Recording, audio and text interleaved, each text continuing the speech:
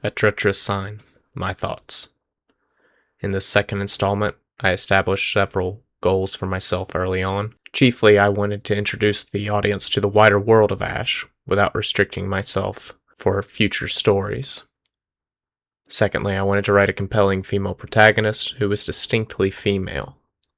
Thirdly, I wanted to write a compelling romance. Fourthly, I wanted to write faster while maintaining and improving my quality of work. And finally, I wanted to write a more compelling and complete ending. While these goals proved useful as to shaping the actual story, whether or not they actually were accomplished is a bit of a mixed bag. While I am pleased with the overall quality of the story, many of the standards set went unrealized or were tweaked to improve or better realize the story's potential. Such failures include the romance being almost entirely absent, to the point that I'm wondering if I will actually continue this plotline in the future. The writing and the editing of this book took entirely too long to complete, though this criticism can be broken down into 2 points. The first being that this book is substantially longer than my first, as I amended my process, yet again, similar to how I amended it in my original work. And secondly being that this story was extremely raw and lacking detail when I initially undertook it. Some of the successes include the fact that the direction the world took is in line with my original vision. What has been added will be useful and at this point isn't limiting. There's still much to introduce, and there's plenty of play to allow individual stories to leave their mark on this world.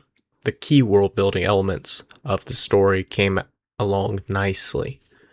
Langet and Naotal were well represented by Drusilla and Andrew, respectively. We established the war between these two nations, the ancient war between these two nations, as well as their attitudes towards one another and just personalities as a whole. I feel pretty good about the progress that I made as a writer. There were some neat little challenges that I threw in to this story, such as the alternating character perspectives that I thought proved to be a neat little challenge. I also feel pretty good about the progress I made with characterization. I think that I was able to develop background characters and give main characters plenty of agency in their own story. Some notes that I have is that I made plenty of revisions to Drusilla's chapters, lots of, not so much even character development, but really just giving her something to do. That proved to be a little bit of a challenge, just due to the fact of how much control Andrew seemed to have over the story. And as for Andrew, I made him a little bit more morally ambiguous.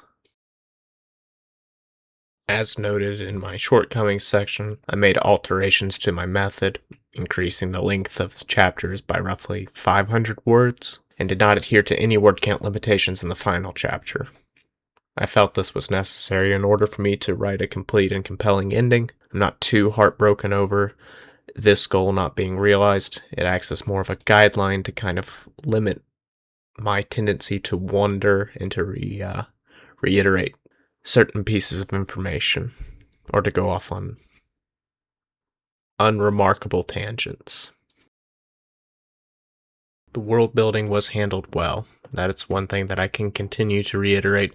The integration of magic into this world, the Lords of Power, alchemists, sorcerers, and specifically the Dreamer. The history of the world, the war, its impact, and hints towards other things that I'm not going to go into right now, and current events. Andrew and Drusilla's predicament. It's definitely going to shape the world in the future.